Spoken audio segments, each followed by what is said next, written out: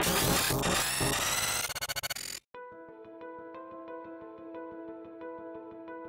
everyone, and welcome to another episode of Sasquatch Theory. In this video, myself and another researcher from Missouri, who goes by the Ozarks Man, will be conducting an investigation on the Meramec River. This is an area where I had some Bigfoot experiences years ago. We know the Sasquatch like to travel the waterways, and they are seen around areas where there are caves and springs. The Native Americans lived in this same area years ago, and it makes sense why the Sasquatch would want to be here today. I often wonder if there is a connection between the two. Just 5 minutes down the road, there have been several people in the past who have had encounters and experiences that were reported to the BFRO. Our goal for this trip is to hopefully document some of the activity that has been taking place for generations. We know the Sasquatch are very curious by nature, and they like to approach people's campsites.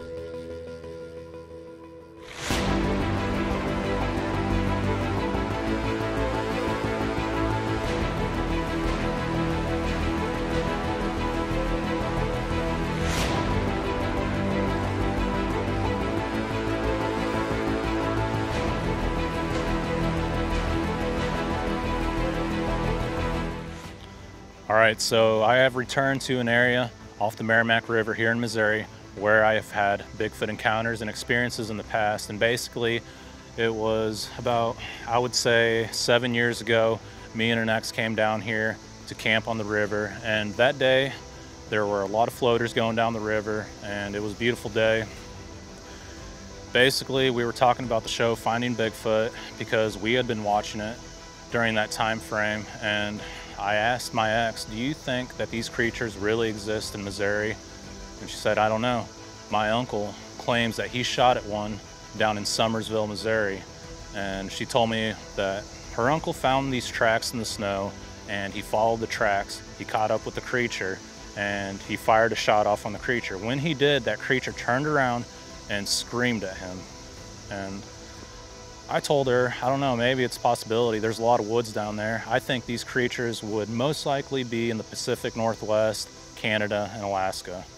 So later on that day, I went to my vehicle and I pulled out this Nike baseball bat that I had, and I did a few wood knocks on the maple trees down here on the river bottom. The wood knocks echoed across the valley, and we started to do some whoops. Even her son was doing whoops, and all of a sudden we heard this giant tree crash down across the river, and you could hear limbs snapping and cracking, and whenever that large tree hit the ground, you could feel the boom, and it kind of startled us. We all looked at each other and were like, what the heck? What was that? We didn't think too much of it, so we went on with our day. So all the floaters ended up passing by. Evening time came around, and we started a fire. We cooked up some hot dogs, some burgers, and as we were sitting there, we were talking about that tree that crashed down across the river after we did the wood knocks. We thought that was unusual. So probably about 20 or 30 minutes of us talking, we hear something about 50 yards off into the woods, and it screams like something off of Jurassic Park. And the best way I can recreate it is like, sounded like this.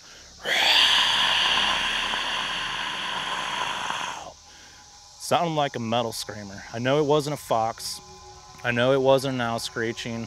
I know it wasn't a bobcat because, like I said, it sounded like something off of Jurassic Park, and the velocity off of this thing was immense. So we both looked at each other and we were like, what the heck was that? Immediately she's saying, grab your gun, because at that time you were able to have a gun on the Meramec River. And she kept saying, grab your gun, grab your gun. I had a Glock 19 sitting next to my tent, and I didn't grab it. I kind of had this smirk on my face, like the Grinch, honestly, because I was in shock. I couldn't believe what I just heard. This scream came off the ground about 9 feet up off the ground, and it was back here by this slough in the tree line. And she kept saying, grab your gun, and I never did, because I felt like if I would have grabbed that gun, whatever that thing was would have came in and tore us apart. So we ended up going to bed in the tent. Everything was okay. We never heard anything else that night, but of course I was asleep, and my mind was kind of scrambled just because I didn't know what it was. I was kind of teeter-tottering back and forth between that was Bigfoot, that was possibly a mountain lion that climbed up into a tree about 9 feet and screamed at us. And I just couldn't figure out what it was, and it blew my mind, honestly. It was something that I always thought about, and I could never put my finger on what the heck did that scream. But yeah, the best way I can compare that scream to is like a T-Rex or a metal screamer from like All That Remains or As I Lay Dying. I don't know if you guys know who those bands are, but it was like that. And it really freaked us out. But I came back here about 2 years later, set up camp, I started a fire, I cooked food, and right when it got dark, I did that same whoop call. It echoed across the valley. I did some wood knocks, and these things came in. Over there by the slough, they were doing wood knocks. Across the river over here, they were doing wood knocks as well. One of the wood knocks sounded like somebody shot off a 410 shotgun, and it was really loud. It sounded like they just broke a big branch. So I wasn't afraid, but at the same time, I was worried about what these creatures would do to me. I had an audio recorder and I set it up on a little tripod on the ground, but unfortunately, the only thing I picked up were tree frogs, bullfrogs that were in the slough, and the sound of water running. So that was unfortunate, but the wood knocks did not show up in the audio recorder, and man, that sucked. But I can promise you guys that they came back, and my formula does work on the Meramec River. If you guys watch my shows, you'll see me doing that same whoop, that same series of wood knocks, and it hasn't worked anywhere else, but it's worked here. But yeah, basically right down the road, right down the river, there's a boat ramp, and there's been a lot of BFRO reports from there. I live about 5 to 10 minutes from here, and I've had several Class A eye sighting encounters where I live. And I often wonder, did these things follow me from this area? Is that possible? People mention being tagged or marked by the Sasquatch, and it does blow my mind how you can go to an area that's 30 miles away for the first time and you'll get Bigfoot activity, and then later on go to another area in the complete opposite direction about 20 miles away and you get followed out or experience wood knocking right when it gets dark. And I've had a lot of stuff happen around here. I did see a juvenile Sasquatch close to Meramec Springs off the Meramec River, and basically he ran on all fours, got up and hid behind the tree. But at that time, I thought it was either turkeys moving through the brush, a hog, or possibly a black bear. But it wasn't until I saw it hide behind the tree. It just hid real slowly behind the tree, and all you saw was this jet black arm, and it kind of tapered down like a Christmas tree, and it was like in slow motion. But I was thinking to myself, man, that is an intelligent black bear to know to hide behind a tree like that. So I didn't really think much of it. I had this incident, that encounter, and where I live at, again, I feel like they followed me back home.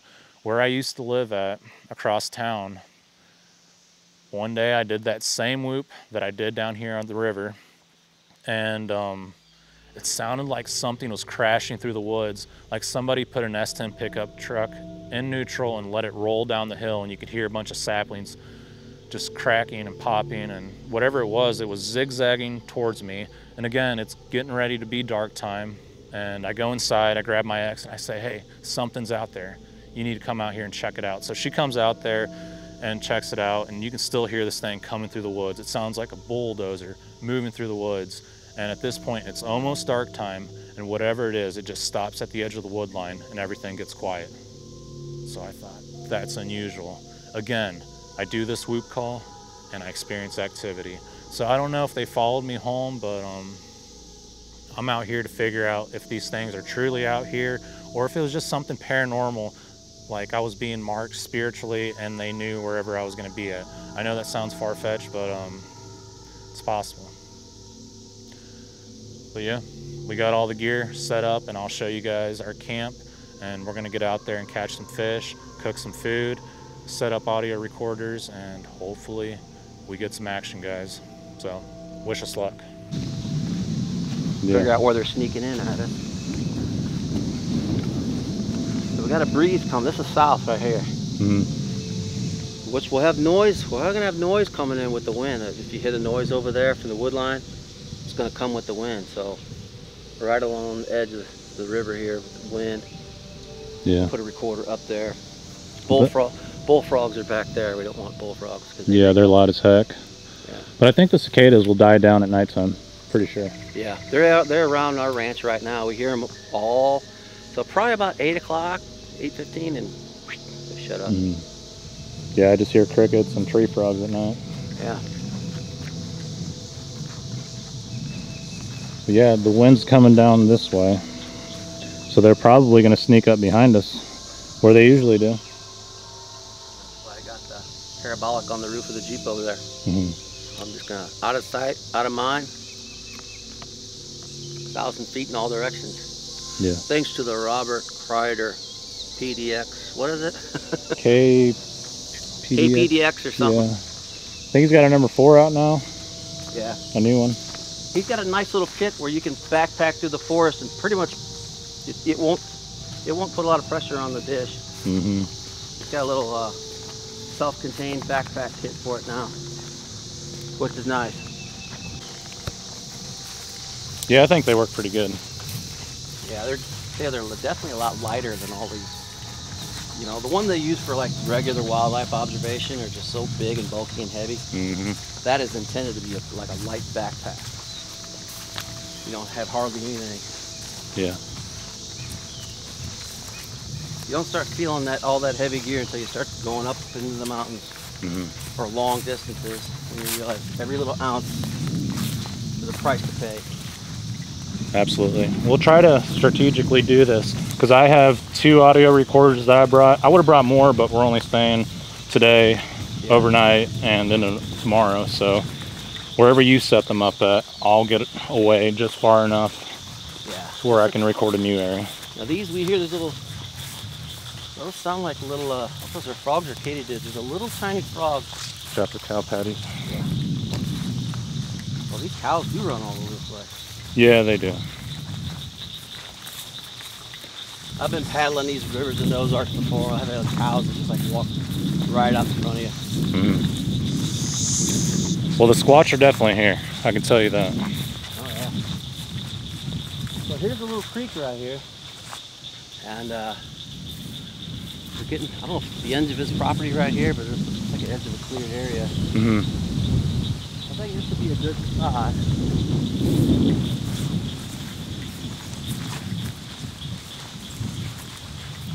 Right on the edge of the wood line over here. As long as you're not hearing that water trickling around that bend, because there's kind of like a small rapid there. Yeah. Pretty quiet right in here. Once it gets dark, usually the wind will die off in the evening, unless there's a tornado or something, or a storm. There's a ton of fish, frogs, turtles, cranes, geese, deer, turkey. Yeah, this tree's looking pretty good. Yeah, it does. Maybe you should put it on the other side of the tree. That way it blocks the wind. Or what are you thinking? I'm actually wanting to get any noise this way. And yeah, it's like, you can get a 360. If you can get, ideally, if you get a 360 with it, that'd be great. Yeah. But this one's moved. This one's got a lot of leaves that are moving.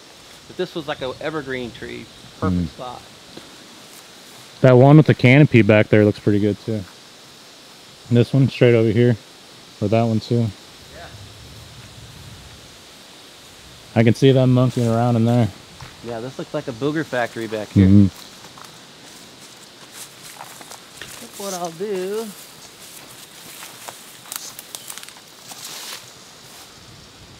This is going to be making. See, this is, unfortunately, with all the leaves, they're going to be blocking.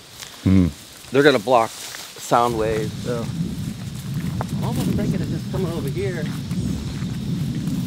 on this point right here, away from the river, if I can get a spot on this tree. I mean, you hear water, but it's very quiet.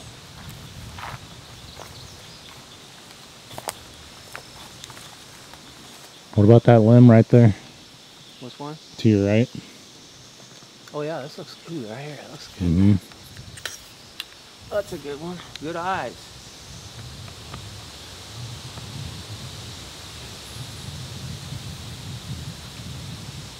I get it? Ooh, yeah, I got it, man. That's it right there. Bam! Get that stick off there. There we go.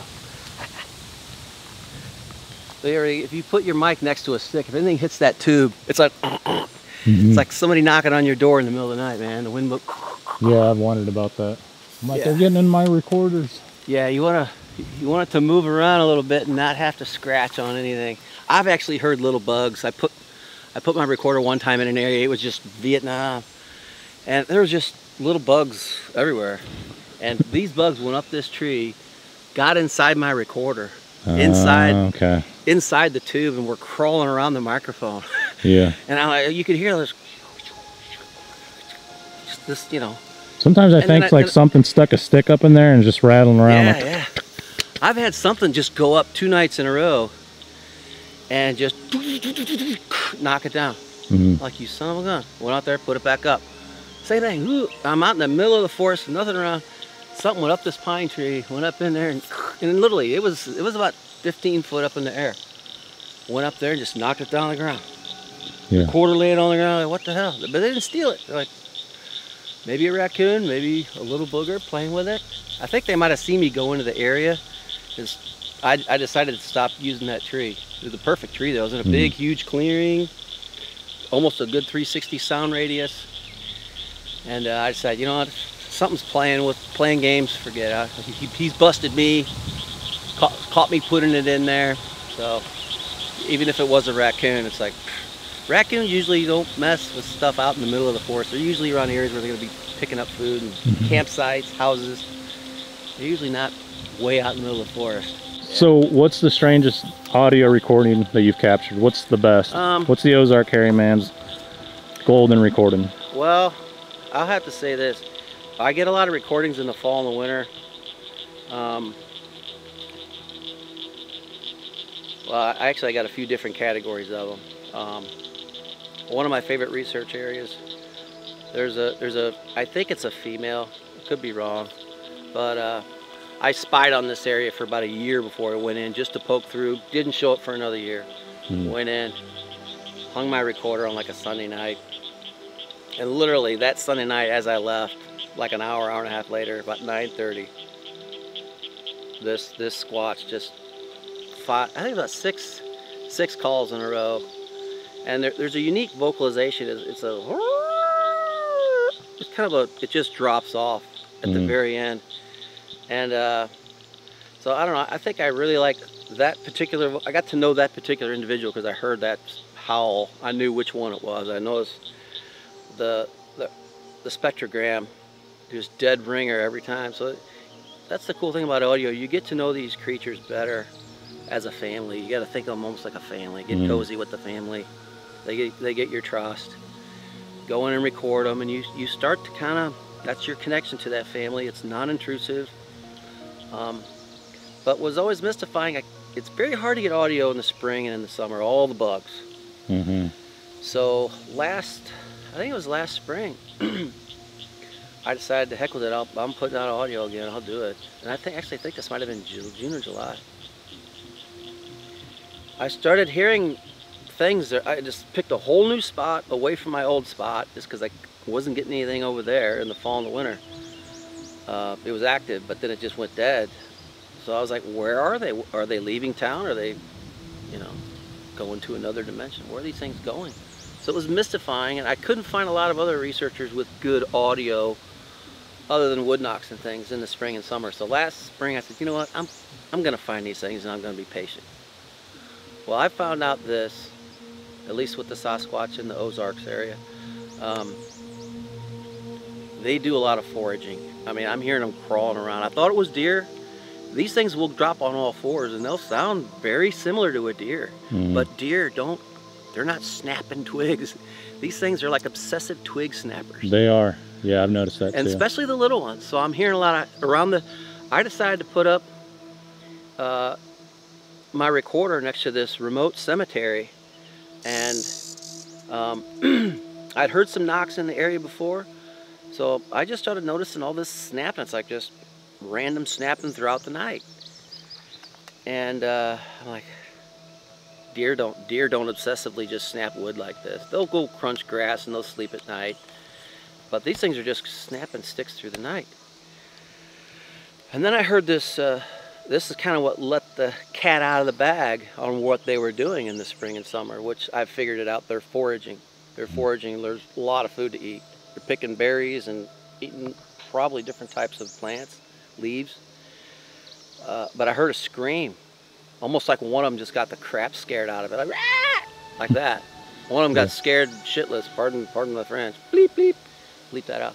But this one got scared shitless, screamed, and then I heard it jump up, and then poof, poof, poof, and run away. So it was munching around, snapping sticks, and I knew they were there because I would go in and I would see these little arches all over the place. Deer are not going to make arches. So they were just hanging around, and at least the young ones were just climbing all through the woods and leaving these arches all over. And every time I went back to get my recorder, I found more arches. So I'm like, somebody's hanging in here. So I connected the little tiny stick snaps and the foraging to the little arches. And then I think it was like a June or July day, one of them just got the crap scared out of it, screamed, got up and ran. And it was funny because the scream came like about 50, 60 yards one direction. It was another one screaming is what it was. And this one stood up and then ran over to check on it and then ended up coming back and continued foraging. Oh, wow. But you don't hear any big howls. None of that. They're quietly foraging, munching, and bedding down, you know, in the spring and summer months. And where can people find your audio recordings? If you go to SoundCloud, I got a channel, Ozark Hairy Man. You'll see some recordings there. Now, I intentionally go out and get, if I hear a really cool owl call or a really good, loud, boisterous coyote pack or something weird, I'll put some audio like that out there so people can kind of compare these weird noises. Yeah, they got a reference. Yeah, they know what these other animals are going to be making noises. You get that submarine sound, the boop. Oh yeah, there's a weird one. It's boop. It's almost like a ping from a submarine. A couple thousand feet under the ocean. And yeah, that tells me they use echolocation. Yeah, I don't know what. To this day, I've never heard that noise in the forest, but I got it on audio. Yeah. Another favorite audio of mine is I put my recorder up near one of my favorite areas. There was a stream and a nice big watering hole, and there's a lot of deer and just animals ripping through this area all the time. So I kind of like high game traffic. You're either gonna get wild game or you're gonna get coyotes or a sass come through. So this area's had all of the above come through. And I went in on a Sunday night. It was in the fall. I put my recorder up, and I hadn't been in there in a while. I like to mix it up and just completely retreat and say goodbye. I'll see you in 6 months. I don't like to just tromp in an area over and over. I don't like them to figure me out. I like to be unpredictable. I come in from different angles. So I went in and put my recorder in there, and I think they finally figured out where I was hiding my recorder. It's in this little tight group of evergreen trees. And even me and you wouldn't be able to see where I'm at just right over there. It's a little cluster. It's in a strategic area. I get great audio through the storms and everything. Anyway, I hung my recorder in there, and that night I heard something walking up, literally a biped, just at 2 feet. You know the difference between 2 feet and 4 feet. I could hear this thing walking and just, it sounded like very gentle. It was like sniffing the area. And it was just hanging around for probably a good 20 minutes, half hour, walking around my area, okay, where the recorder was. So I heard it for the first time ever. I've heard what sounded to me like, I'd say another human or another biped, but this is in the middle of the night, of course, out in the middle of nowhere, so I'm pretty certain there was a Sasquatch. And then the next night, I heard something coming through nearby, 2 of them walking, and I got some of the samurai chatter. It was, I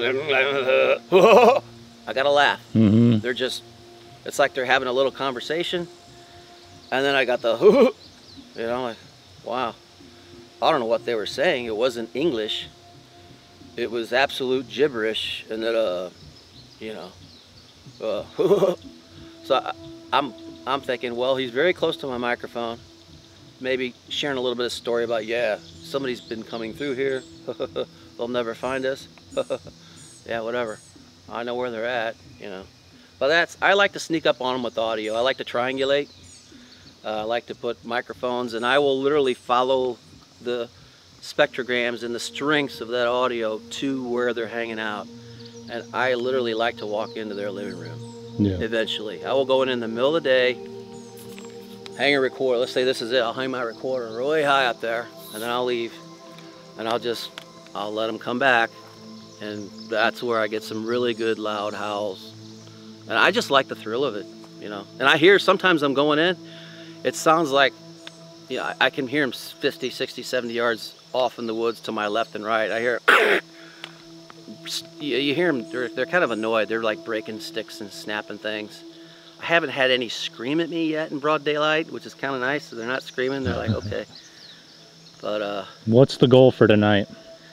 What are we gonna do? This is a new area. You've sized it up a little bit. We're on a big, large river here in the Meramec. Big, long, 200 plus. I was with a research team years ago. We GPSed this entire river from the source to the Mississippi. It's 201 miles long. Yeah. We took water samples all the way, water quality samples. So I know this river quite well. I've been on it most of my life. You know it well. It actually comes very near my ranch downstream. And I've got them coming in behind my ranch up through some creeks. So this is a primary thick river, thick woods all up and down. A lot of private property, state parks. No, I don't think there's any national parks off the Meramec, but a lot of state property. But a lot of the locals, you know, they hear these noises, and you heard them, Miguel. Oh yeah. There's noises going on, and most people just write them off as it's bird, frog, but you know, guy banging on a tree, chopping wood. So I think the plan tonight is, this is private property. We're going to get on the extreme sides of it. They're probably going to be, if they're going to be coming in, hopefully we'll get some wood knocks, some noises, some vocalizations. We got this place to ourselves. Mostly there's canoeists during the daytime, but at night they got the place to themselves. So I hope they sneak up on us tonight. The weather, the storms have stopped. The barometer's rising. This is the time to go out and get some food and sniff around campsites. Hopefully they sniff around us tonight. But I know, you know, that's one of those areas. They're definitely moving in and out of these areas. Oh, absolutely. You know, we're not far from another area that I had an encounter where people go trout fishing at.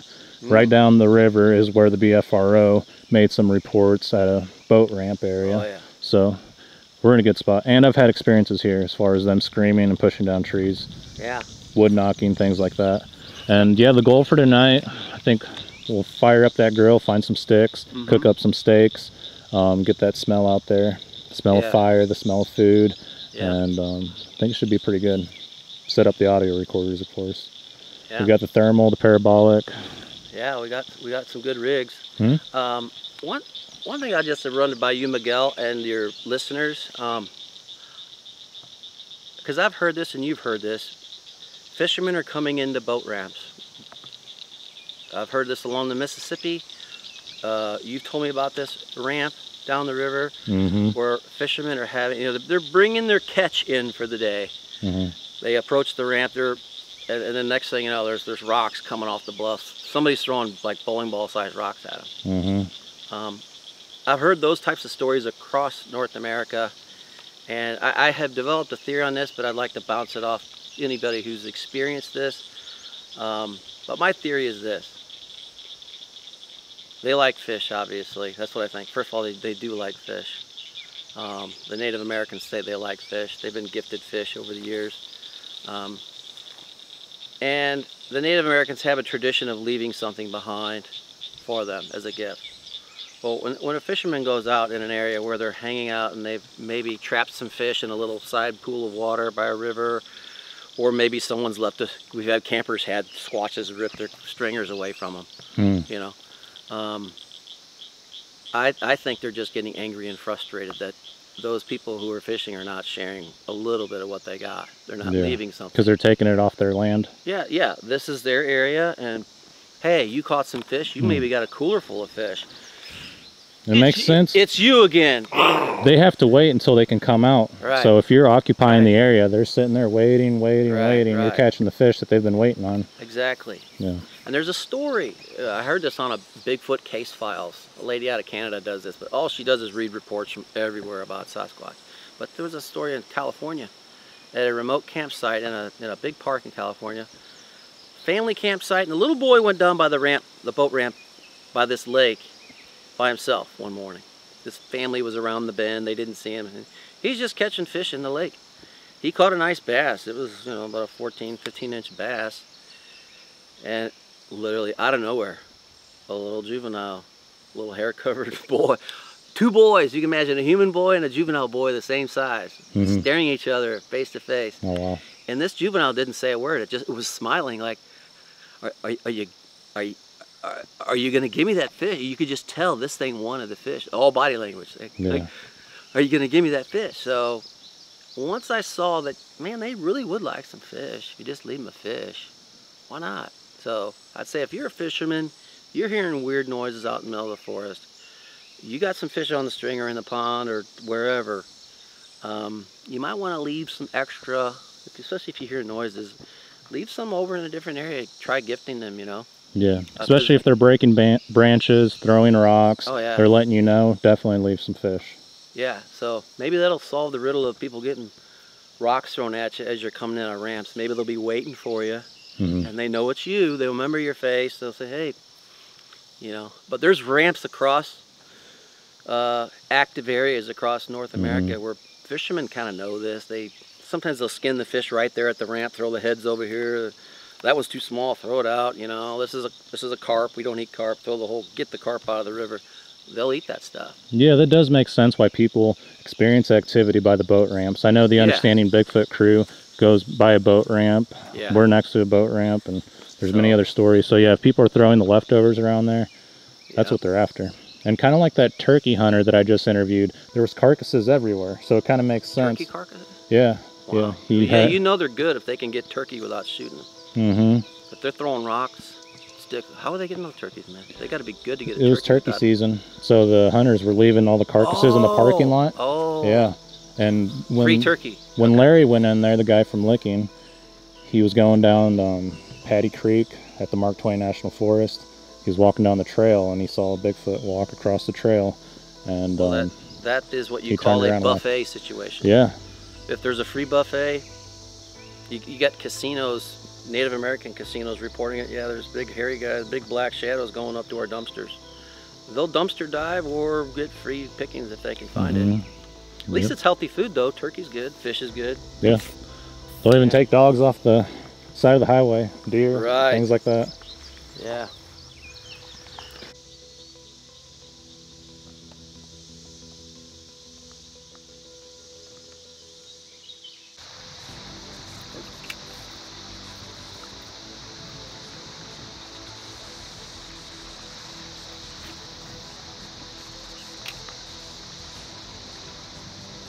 Kind of looks like the color of those cicada hats this year. Yeah,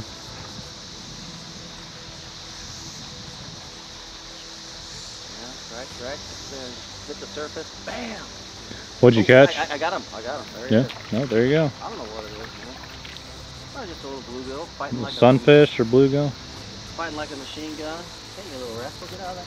Some thick grass. That's a sunfish right there. Look at that. Let's get that thing. We gotta do forced perspective. Well, let's use that as squatch bait. It's only a 4-inch fish, but when I get it close to the camera, it's going to look like a 19-inch grouper. Right. Yeah, do a forced perspective on that one. What colors? Look at the colors. Orange and blue. Bam! That's a gorgeous fish. Yeah, that's a beautiful fish. Don't hurt me. Yeah, that little rod is Look at that thing, man. Pretty extraordinary. Colors on that thing. Yeah. Gorgeous, man. Turquoise, blue, and orange. Yeah, that's awesome. I say it's about time to get in the water. All right, so I'm going to show you guys our camp. I have the Snug Pack cave tent, and I think that's going to work out pretty good. We have the GoPro sitting there. We're going to put it on night lapse mode later. We have another GoPro down there, which I'll show you guys here in a little bit. It's already on a day lapse mode, and basically it's just taking a bunch of photos and we'll be able to see if something crosses the river. We got the fancy Sony camera right here. I don't know if you guys can see that with the G lens. But yeah, right here we have the parabolic dish sitting right next to the Cabela's chair. Let me flip this around. Okay, so we got the Robert Kreider parabolic dish with the Zoom H1 audio recorder on top. That way we can record anything, and of course it's got some headphones. But yeah, the Cabela's chair is awesome because you can lay all the way back. I mean, you can even sleep in it at nighttime. We have the Olympus audio recorders. I believe it's a 720 DMs in there. The Olight, everybody loves the Olight. They work really good. It's magnetic, and we got all kinds of gear and stuff in there. Down here we have the Fox Pro game call, which was donated to the channel by my buddy Bill, and I'm still gonna give you money for that, even though you said I don't have to pay you. I'm gonna pay you. But we're gonna run that tonight, and I think it'll work. We'll do like a rabbit in distress, and I think they might come in, but we'll start off with my classic whoop, some wood knocks, and if nothing happens, we'll run this thing. But yeah, over here we have the old Fluger fishing rod, which is really cool. We have the Eberly stock, and inside there we have the Vortex binoculars, which I've already used a little bit today. Some drinks. We got steaks over there that we're going to cook up. And it is beautiful out here, guys. Joe's been catching a lot of fish while I've been filming, and he's been having a lot of success with that. I think he's caught some sunfish and he's been stringing them up, and it's going to be our Sasquatch bait for tonight.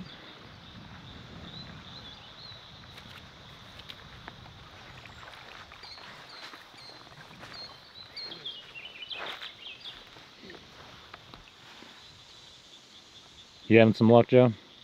Yep, catching them on just about every cast. Good deal. But I like to keep them in this fresh channel right here. Mm-hmm. Get to load this sucker up.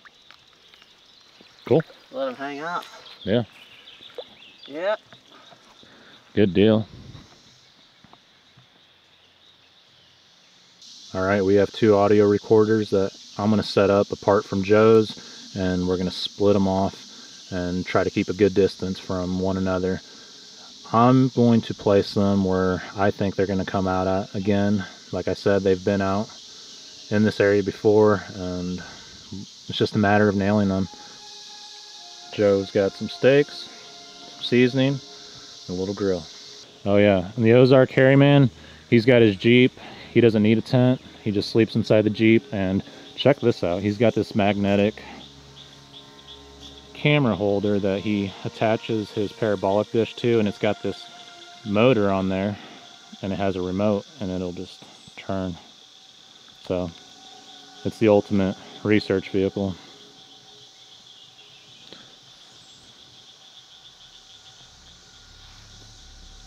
So yeah, nice sandy beach here. Nice big trees that are providing shade, and I'll kind of show you guys around the area. The Meramec River is full of fish and wildlife. The Meramec has a lot of bass, smallmouth bass, spotted bass, channel catfish, flathead catfish, crappie, sunfish, and all kinds of other fish. But there are a ton of turkeys around here, a lot of deer. There has been mountain lion that have been seen in this area by the property owner, and there's a lot of cattle around here. But this is a private area, so it's not public, and it's nice and secluded. But yeah, over here is a slough. As you can see, that's where the bullfrogs like to sound off at nighttime, which they can get really loud.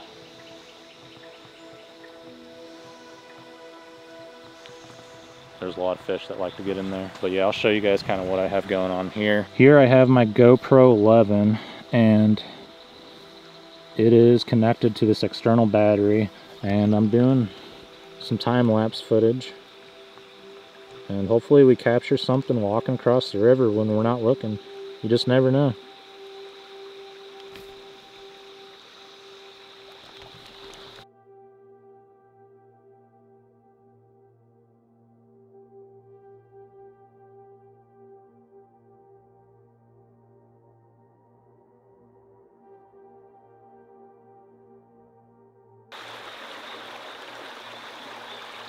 Alright, so I have my audio recorder, the Olympus 720 DM, and I have this shooting stick that Joe uses to place the recorders high up into the tree. And I'm going to go back here where I heard that Sasquatch scream years ago. I'm going to try to get it away from the slough because there's a lot of bullfrogs in there and a lot of insects. So if we set it up there, we're going to hear water trickling, and like I said, the bullfrogs, we're going to hear burp, burp, burp all night long. So my thinking is, as long as we get it away from there, a little bit higher up, we won't be close to the running water and the insects and the amphibians. So the good thing is it rained, so if these things do come in, we can look in the morning and possibly find some tracks. But yeah, anything that happens, I'm gonna record it. We're gonna have the thermal, like I said. We're gonna try to get these things on film. And if nothing happens, at least you guys get to see the struggle that we go through and kind of what we do and our methodology behind Bigfoot research. Wish us luck, guys, for real, because it takes a lot of time to do this. I'm looking for the perfect spot to set up this recorder. Yeah, they are. Those sunfish are awesome looking. Man, it's muddy in here. Yeah. Hopefully we don't mistake my tracks for Bigfoot tracks. You got those size 19 water skis. Yeah, 21-inch feet. Oh, nice. Go for another. Yeah, this is another slough that runs back here, which is pretty cool. Did I leave one? Oh, they're both in there. Cool. Yeah. So I'm thinking I'm going to set up my audio recorder somewhere in here. There's going to be a bullfrog factory out there back in here. Yeah. But, you know, you can filter a few bullfrogs. Yeah, we'll see.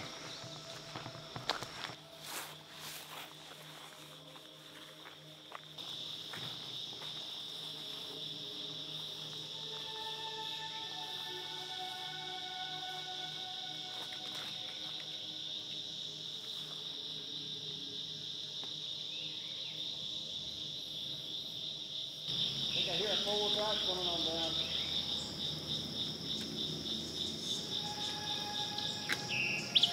Scary Larry. Yeah. He's coming back. Alright, the audio recorder is set up behind the slough. Hopefully we get some action, and you guys hear me say that a lot, but this is how it's done, guys. Yeah, just scream and I'll come get you if something happens over there. Right. You know? Yeah, a lot of people don't know this, but if you take the bottom off a lot of these sticks, little spike in there, you take it off and run down that frickin' throat of a hog or whatever. Oh, sorry. But yeah, I had a bug just right off my eye. Oh. It's summertime, almost summer.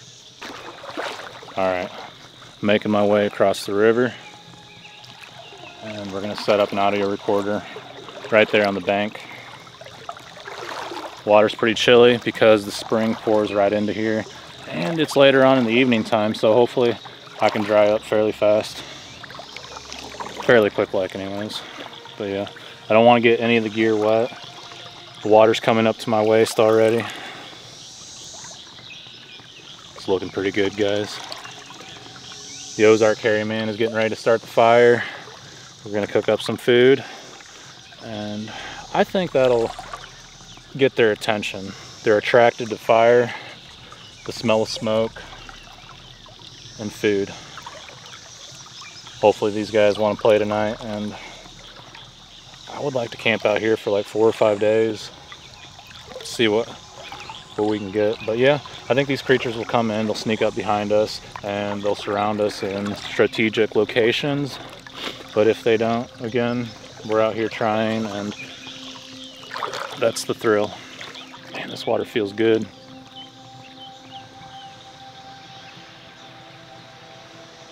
Those are our carrymans up there doing work. I love being out here on the river. I used to come out here all the time and hunt my buddy's property. And we'd come out here, set up the minnow traps, and take the boat upriver and catch some bass in certain holes that held a lot of fish. So I'm excited. But yeah, I'm gonna try to get this away from this running water, and I don't want to go on the private land. So we'll see what happens, guys.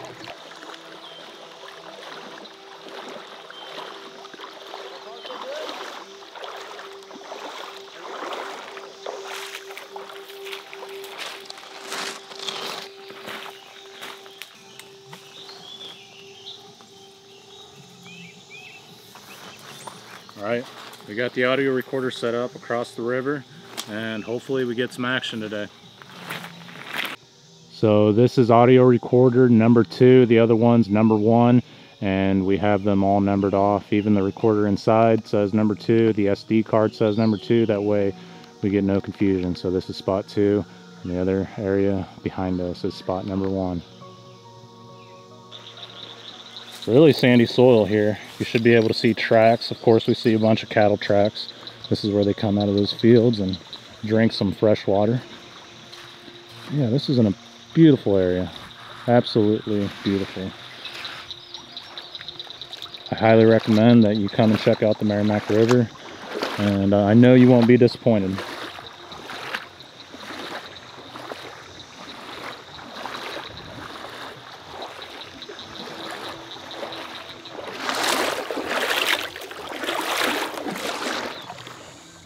What are you doing, girl?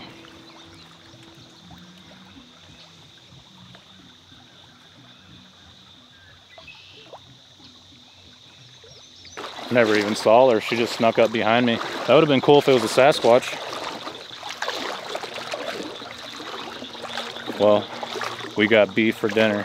Joe's cooking up steak, so that's gonna be really good. And I brought some potato salad, some avocado ranch green salad, and I think he's got some baked beans. We got some Cool Ranch Doritos, some caramel coconut cookies, and all kinds of other goodies. I'm gonna try to fish a little bit while he's getting this fire going. And he used to be a Boy Scout, so he knows how to start a fire. He was also a Marine, and he guided an expedition in Egypt. Joe's been all around the world. Man, this is cool.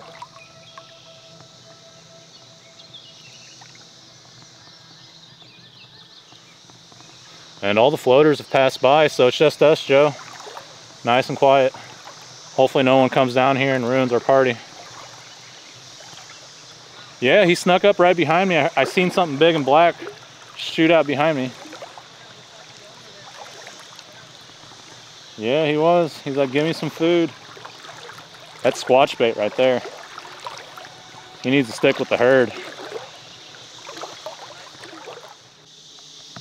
Hoping this oak, I grabbed the second or third layer of oak down on that stack. Should be dry. Very nice fire you got going on there, sir.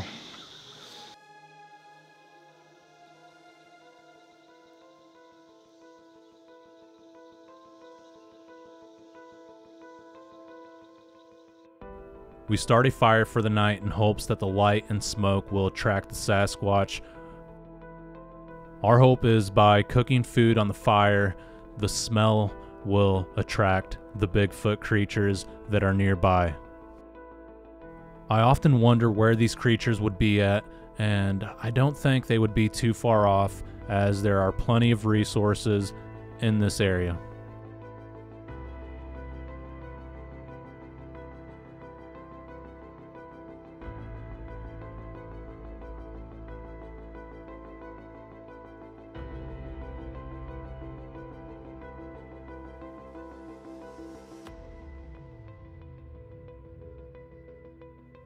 Out there with their kids, you know. One dad was one were Eagle Scouts. I figured, hey, Yeah. It'd be like, screw that. I tried burning it one time at a campfire when I was deer hunting. I was like, hey, what the hell? Just give it a try.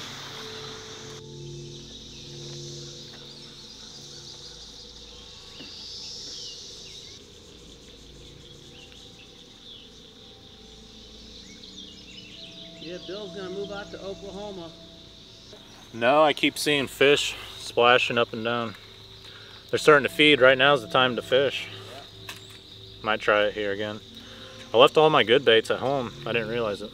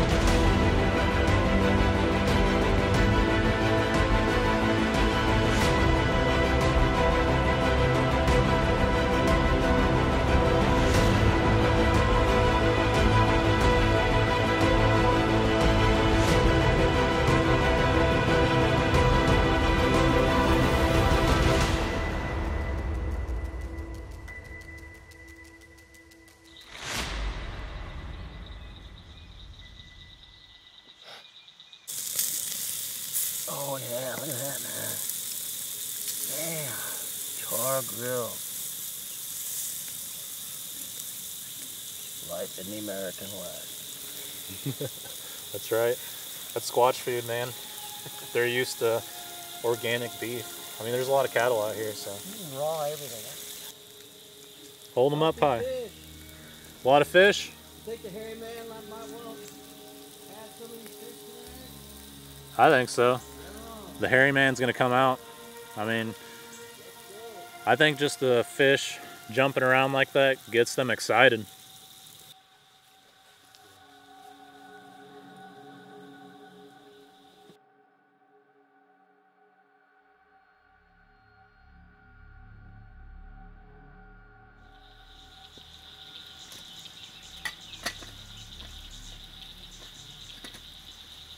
Five inches from his face, eye to eye. So I'm seeing something black over there. I'm not sure if it's a cow, a creature, a bush. Dog man. So see that little limb hanging down? If you look past that, all the way back there on the other side of the river. That's where I was looking earlier. I was through here. I was like, that looks like a good spot to spot there. All right, look straight that way. Okay. Is it moving? No, there's just something sitting over there by a tree. Do you see something black over there? What do you see? Yeah, I do see something. Focus on this. Try to get this thing focused in a little bit. Uh-huh. Yeah, you got the middle focus and then Yeah, trying to. the eye relief. Well, about on max rays on that right there. Mm-hmm. But do you see something black back there? I see something black with its head sticking up right above that shrub line. Yeah, I'm gonna grab my camera. Way too tall to be a cow. Yeah. That bush is in my way. So there's black thing number 1 by that tree. We're at. What are you seeing? Okay. Look right through here. You're gonna see some trees, like it almost looks like a cave back in the pocket there. Uh-huh. There's some dead sticks sticking up like that. You're gonna see a big dark something on the hiding in the shrubs right next to the shoreline. Okay.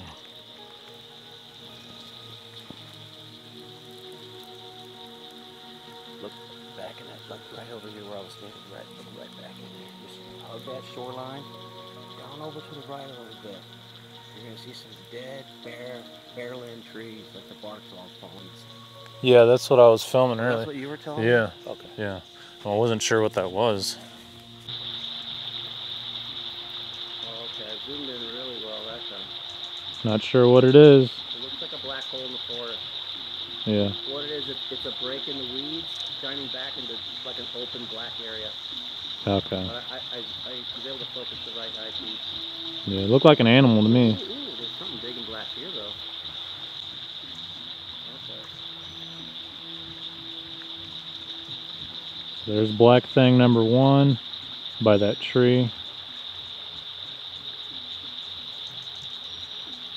My lord, this thing is... Come look at this. Man, this is gonna be awesome. I'm so hungry. This is the time where we eat, they smell the food, and right before it gets dark, we'll do some wood knocks, some calls. I like Doritos, but Oh darn, I got both bags. okay. We can open up my Dorito bag and then, This is a smaller bag. I think you got a big monster bag. yeah, that's fine. It don't matter to me. I was wanting to contribute. Okay. One of those up real quick. Yep. We got the avocado ranch salad, some potato salad, Cool Ranch Doritos, Philly cheese, Fritos. Yeah, those things are awesome. Thriving off. Then we got the cup right there. Yeah, man. Cool. You ready to munch? Yeah, absolutely. Steaks are done. They look really good. The fire's roasting, and there's that big black thing sitting over there. Off creek scene. It'd be nice to see a big Missouri's largest squatch just Absolutely. walking down the gravel. Yeah, I think it'll happen. There's the food. Heck yeah. All right. Time to eat.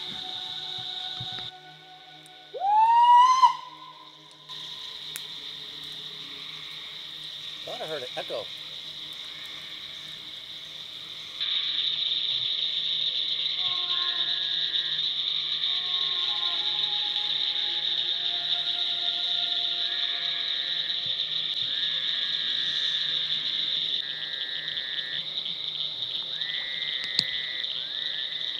Do you see anything?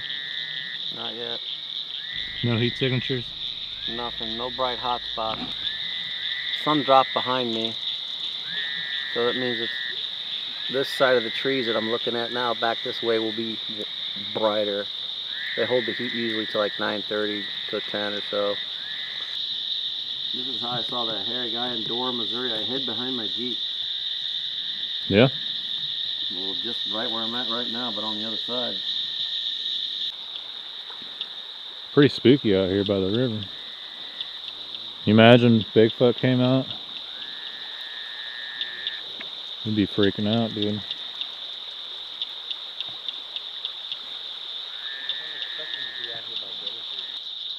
Alright, I say we go explore this cave over there by the spring.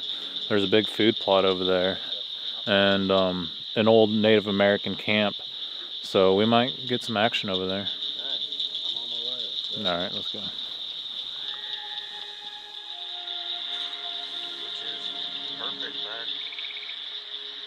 kind of a mid to lightweight blanket.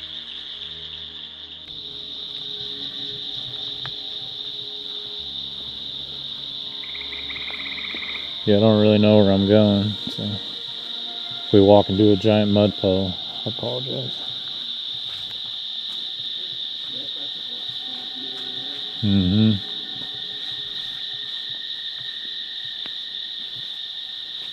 Tell you what, that Jeep shoes slimed up some scum back there. You smell that? Where that Jeep ripped through here? Mm-hmm. Dennis's truck. You got some stinky mud back there. Ugh. Yeah. Fresh scum and... You know what I'd hate to run into? Skinwalker. Yeah, no shit. Fucking Wendigo. Yeah. Deer man. Fuck that. That would certainly rape your mind. We both have to check into a psychiatrist after that one. Yeah. I'd 1-800-psychiatrist health plan for the next few years. Right. Demonizing me. Fuck that. I have to go see a weekly meeting with a priest to cleanse me. Yeah. Exorcism, whatever it takes. Is this the main road? I can't tell. I think so. Looks like it goes to the right. Yeah, that's the one. Crosses over.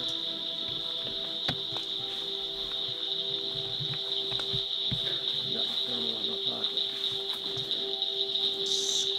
Oh, it's a muddy mess over here.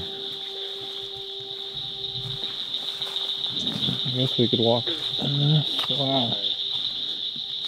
Got a briar over here. Is it muddy down here? Oh, Yeah. shit.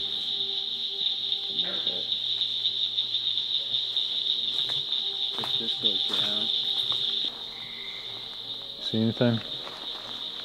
Not yet, no.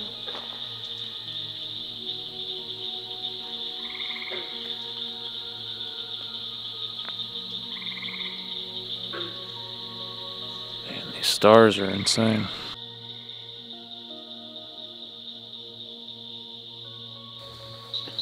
That cave should be somewhere over here.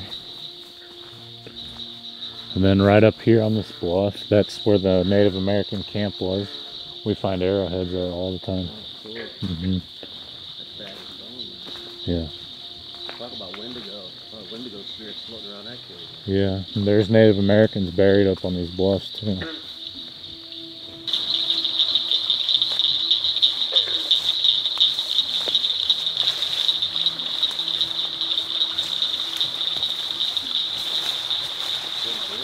Yeah. Definitely got to watch your step before the bridge. There's like some rocks and a gap. This would be a spooky place to camp at nighttime. That's where dogmen like to hang out in these bogs. Oh, I bet.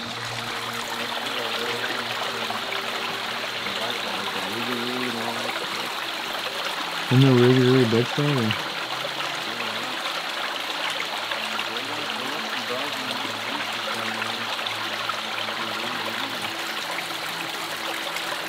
Bigfoot River down there. They got another name.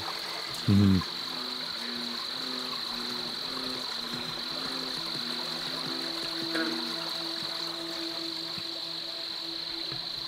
Guess it depends on what side of the bog you live on. Yeah. It's vegetation, jungle back there. This spring's got all kinds of lush vegetation growing around it. Mm-hmm. It's like Vietnam. This is like This is like reminds me of RFP. Yeah. Well, they're both river bottoms. Yep. Wonder if those frogs light up on the thing. This is like biology right here. This is where all the creatures actually breed. Mm-hmm. Reptiles, amphibians, fish, turtles, snakes, lizards, frogs, Lizard man. turtles, goat man, you name it. Right. There's definitely copperheads back in here, so we gotta make sure we don't get bit by anything. Although it's 55-degree water temp coming out of spring, Mm-hmm. But they'll be around the edges of it. You know what I'm saying? Yeah. They'll definitely be on that side, maybe up there, but like right here, probably not. I usually don't see too many even water snakes hanging out by this shit. Yeah. You'll find animals come drinking this. One time I came down here to fish, and right here, sitting on the bank, I mean, all the grass was cut. There was a large mouth bass, a big one, just sitting right there. So I don't know if an eagle. No, sitting on the bank. Oh, he probably jumped up to grab a bug or something? Yeah, that or an eagle got him. But I also thought, what if Bigfoot pulled him out, heard me coming, and left him? That's where my mind goes. People are like, Bigfoot, ha! Yeah. All I know is they do this. If you're wondering where the footprints are, they're on all fours, they're hard to get. See that big rock bluff? Oh, wow. Yeah. This is where Dogman's at, dude. That's why I got my Dogman gun on me. You smell that? Something weird. We're in the jungles of Indonesia. Yep. I don't see poison ivy in here, knock on wood, yet. A lot of other plants, but... Yeah, the vegetation around here is pretty wild. There's a cave over there. Yeah. Yeah, I think we've arrived at the cave site. We can go in there a good little ways. It's not a huge cave, but it's a cave nonetheless.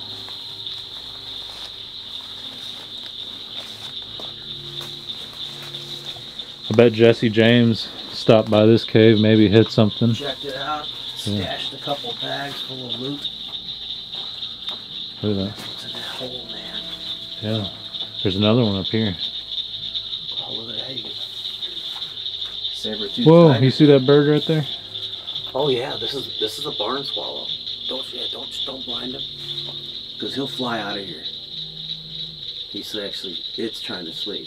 There's babies. She's on eggs right now. So I'll just shine. Oh. If you shine your light down here, you can look at him just on the side light. But don't. Yeah, she's gone. Might attack Yeah, us. these are typically, you'll find these along bluffs. Mud bluffs, rock bluffs, these barn swallows. What they do is they eat their weight in bugs over the river every day. Yeah. That's so dead. What's in there? Yeah.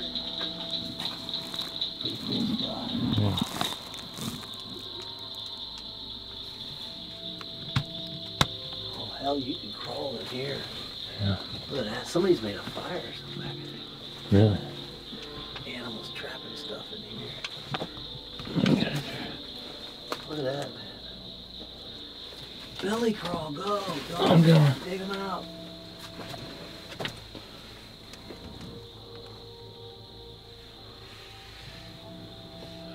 Pretty spooky. Oh my god, there's something in there, dude. No way. Yeah. Oh my god. Freaked me out. Now, is it an animal? Dude, you want to go back in there?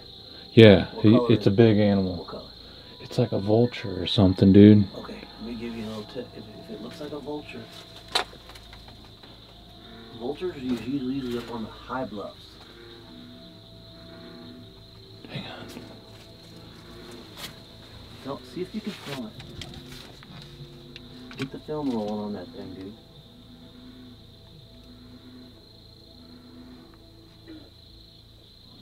You see it?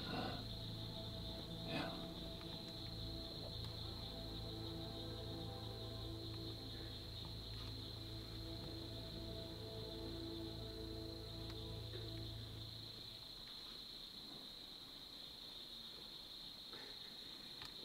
He's got kind of weird glow to him.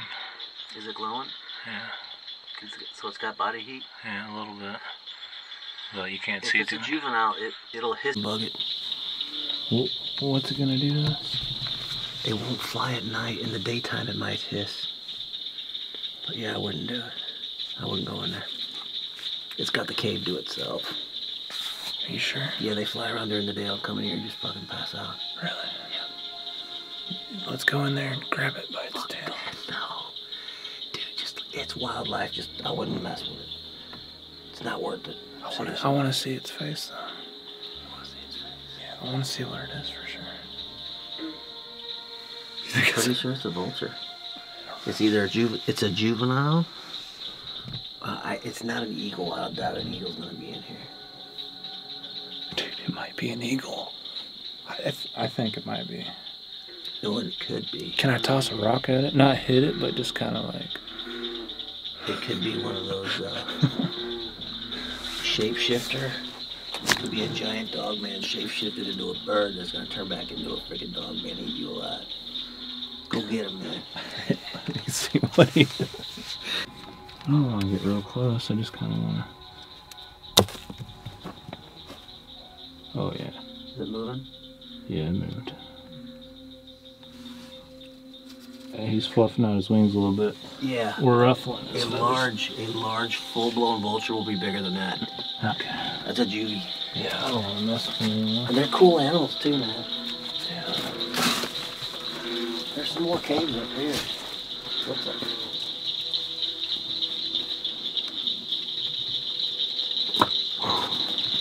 That's cool. You found a juvie. That's a first. That's the first time I've heard them. First time I've seen one in the cave, but I've been. Richard Orr. He goes caving all the time. He's the one who told me about him. That's cool. I didn't know they got in caves. That's freaky. Yeah, it is. That's where they hang out. Oh, here's another little mini cave, dude. Look at this one. Really? Yeah, look at that cave. It goes in here and shoots off to the right. As we continue our nighttime exploration, we find a cougar in a cave.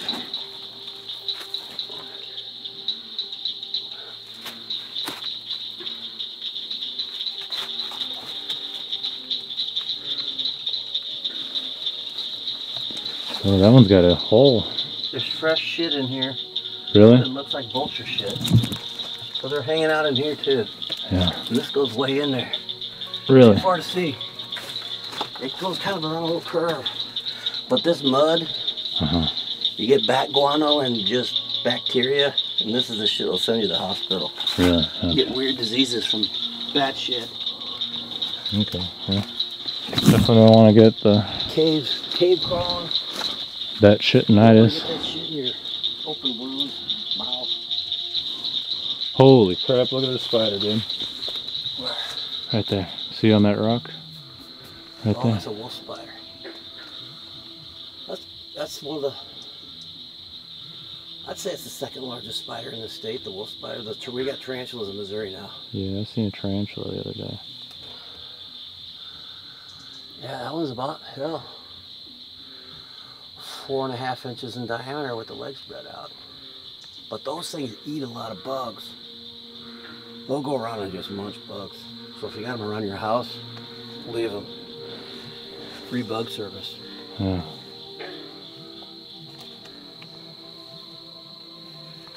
Any more cave openings around here? Oh, there's another cave opening around here. Yeah. Or a bend, anyway. Can we go through this way? Turn around. Go right down in there.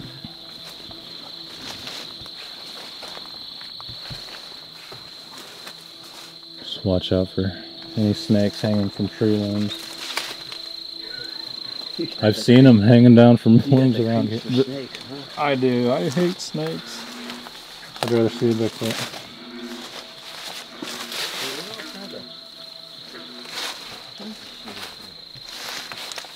Hey, you get a garden trowel in here, you just scrape this dirt inside these caves, Uh-huh.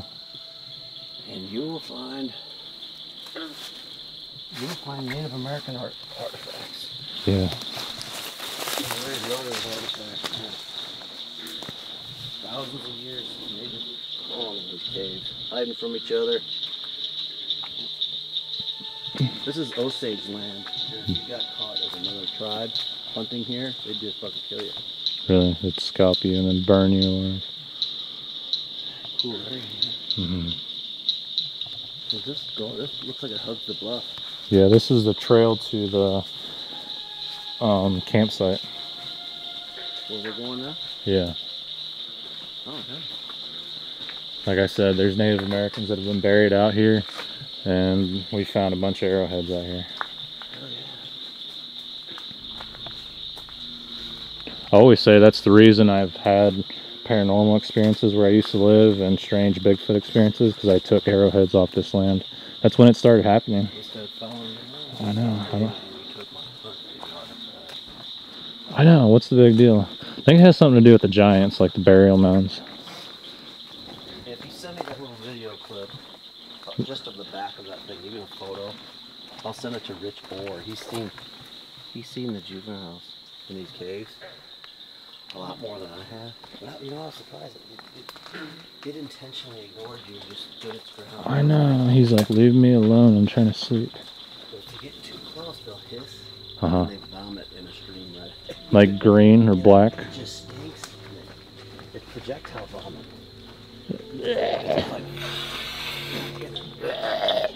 It's like, well, fuck that. Right. I'll be right out of that cave.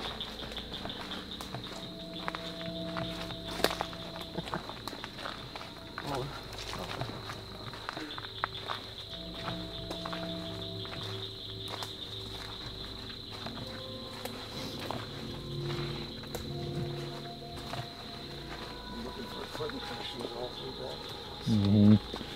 This is where I found those tracks a while back that I sent you guys in the food plot. Well, they came up this way and went up to the food plot. They look like Bigfoot tracks. But I don't know, because maybe it was somebody wearing muck boots or something. I never know.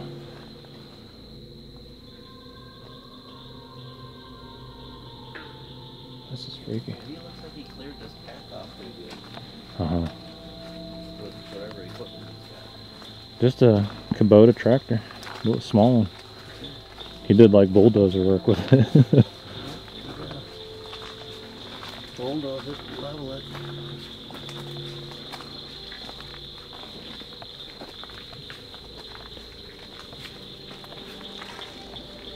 I wonder if like a lot of haunted homes in the United States have something to do with like burial grounds, Indian sites, like they built on top of it. I know they talk about like the Cahokia Mounds by St. Louis. There's a lot of stuff that has to do with that. They used to have pyramids there. Yeah, you know, I'm going. So look what I just found there. Yeah, right in front of us. That's a nice one. Yeah, that's a nice one. Yeah. See, I wasn't kidding around. Smooth. Yeah. See how smooth it is? Mm-hmm. The craftsmanship on it's nice and clean. Yeah. Which I'm not an expert on arrowheads, but from what I've been taught, the older, you know, if they're too, you know, 1800 to 2200 years old, that's like the finest craftsmanship. Newer generations of natives in the area, you wouldn't see a nice clean shape. They're a lot cruder. Yeah. But you see how it's got good symmetry on left and right? Mm-hmm. And I found it right there. It was Yeah. buried right there. Check that out. every time it rains real good, usually they get uncovered. Yeah. Yeah. All along the rivers, thousands of years. Yeah. Lots of deer. That's a nice one too. Yeah, it is. Well, keep looking. Like, see, you can see the chips. Look like shells. That's a nice flake. Like seashells or something. Makes you wonder how many we walked past. Yeah. They sure as hell know how to make arrows. Well, if there is some type of connection with them getting angry about people taking them, we're gonna find out. That was my phone. I got some email.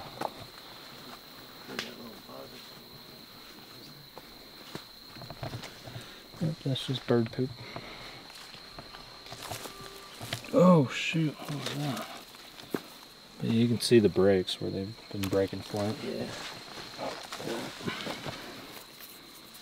That's part of It's a them. flake. Yeah, flake, yeah.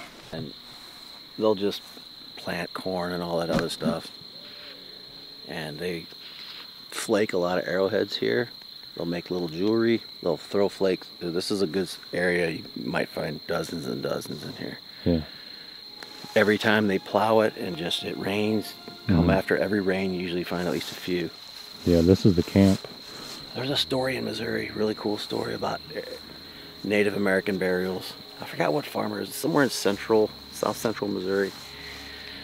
South of the Missouri River, as I recall. Anyway, this farmer, he's got like, I don't know if it's ox or horse that's pulling a plow, hand plow.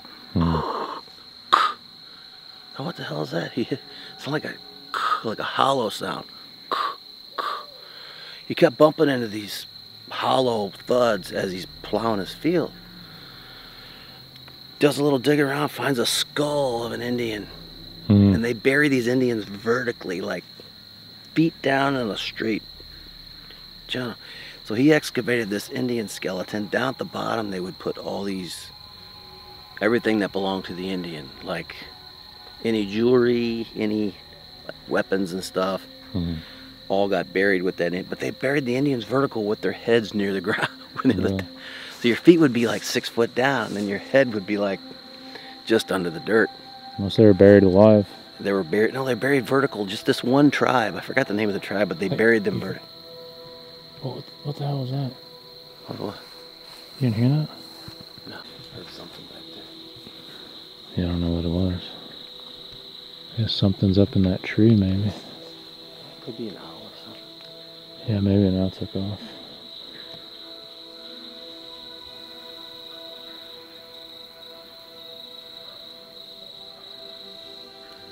Listen.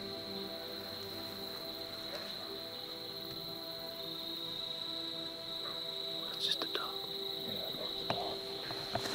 Yeah, I agree with digging up burial mounds. It's disrespectful. I agree. They're on a different level, dude. That's for damn sure. They've had more time on this planet than us. The primal feeling. Oh, yeah.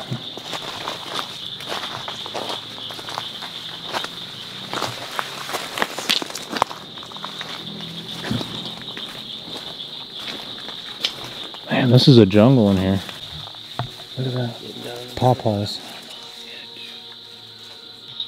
Man, that vulture freaked me out. That was a lifetime experience right there. You're lucky to see it.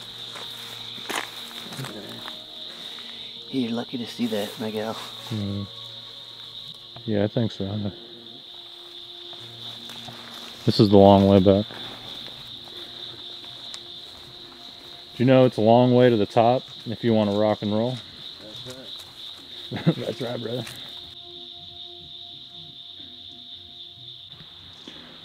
No raccoons at camp?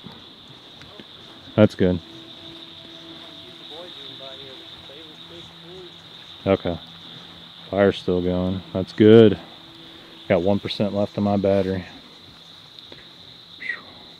We can try the Fox Pro.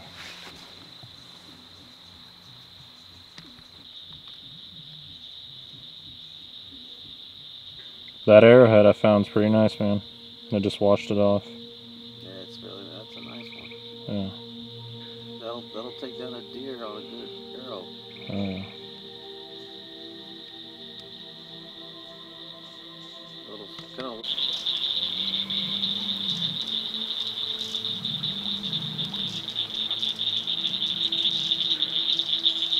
It's good idea to zip your tent closed.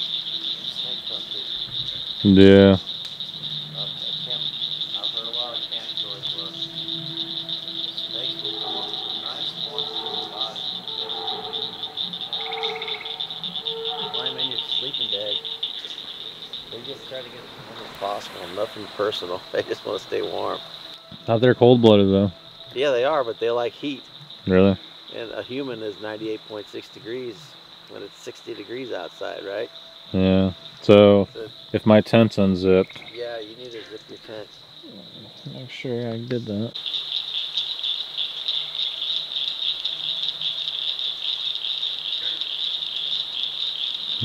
That's kind of freaky.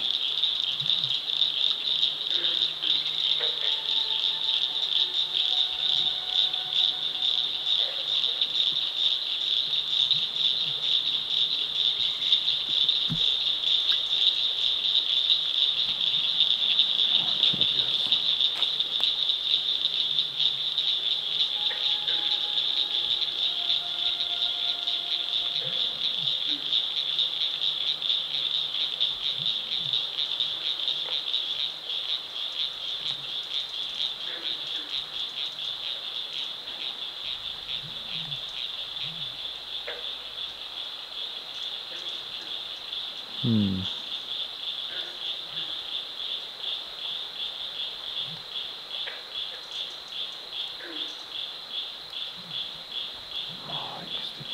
focus. What is that? I know there's a lightning bug spawn, but that right there.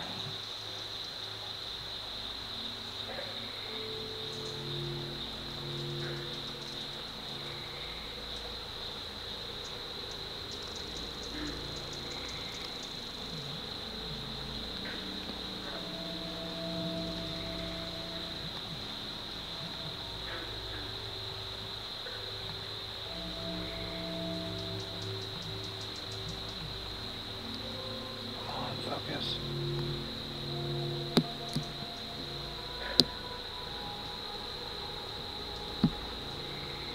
Oh, I can't get this stupid.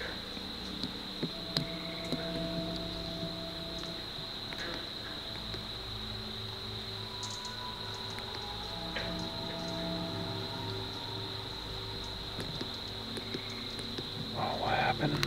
My batteries went dead. Saw some glowing eyes over here. Not sure what it was, but my battery went dead. So let's go see if it's still around. Not seeing the glowing eyes anymore.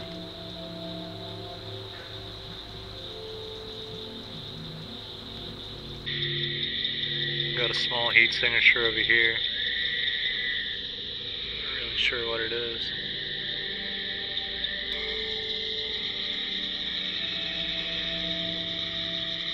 That was a raccoon.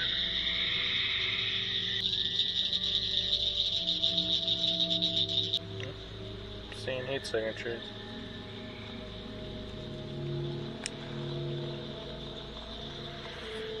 Little critters are starting to move. It's like 1:30. What's that on the other side of the bank? Is that like a fox? Coyote? You see that? Almost straight across from you. Oh, 12 o'clock? Yeah. He just dipped behind the bushes. Yeah, it's cows for sure. Came down to get some water, but maybe something pushed them out. They look kind of exhausted. Oh yeah, look at that. I heard a stick break over here. What the heck is that? Oh, there's something big back there.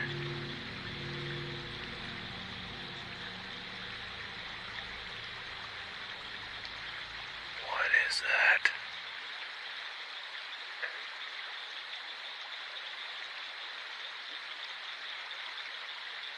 It's a cow or a deer.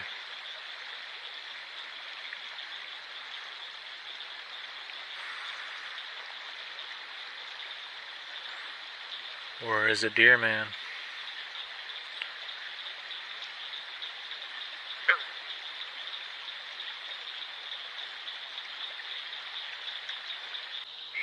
I was seeing red eyes. That was really freaking me out.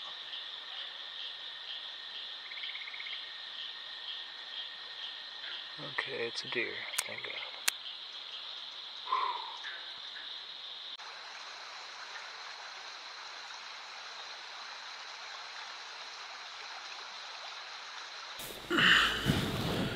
Alright, so not a whole lot happened tonight. I'm in the tent now, and maybe these creatures will come out whenever we're asleep. But if they do, I have my camera, my thermal device, and I'll keep you guys tuned in.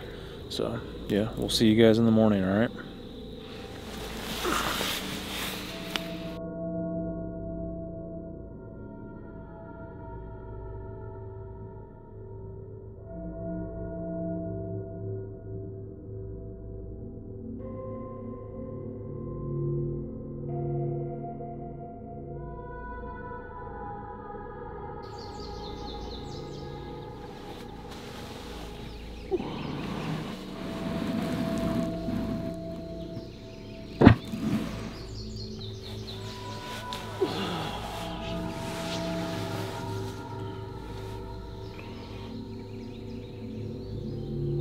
That was a rough night. Slept pretty good though.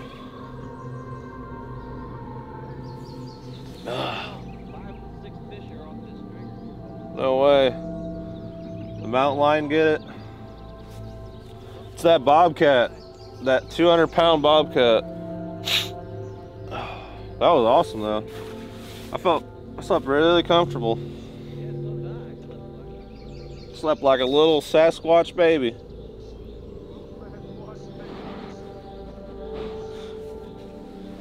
Oh man. It's beautiful out here. Slept pretty good last night, all things considering. Joe says that the fish are missing from the stringer, so it's hard to say if a raccoon came up and got it, some type of gar or catfish, but it makes me wonder. That's for damn sure. It's coffee time. Walk around, see if I can find any tracks, anything.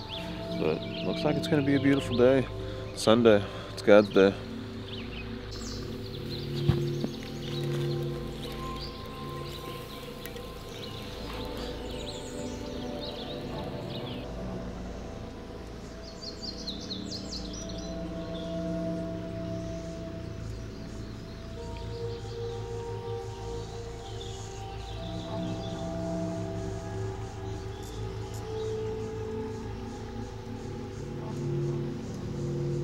Yeah, no action last night, but who knows if there's something on the recorders. It was fun nonetheless. You just gotta get out here and see what you can experience. Cause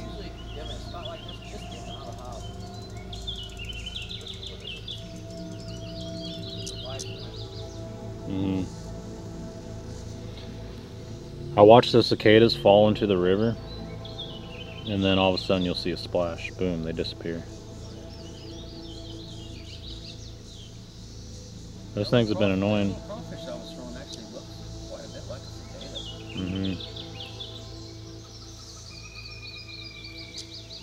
It is kind of a bummer to see them struggle like that in their final hours. They just kind of, It's gonna be us one day, man. It's like being shot on the battlefield. what a life cycle, man. Cursed to live underground for a decade or more. Yeah. Week and a half of life and you're dead. Lay more eggs, start over again.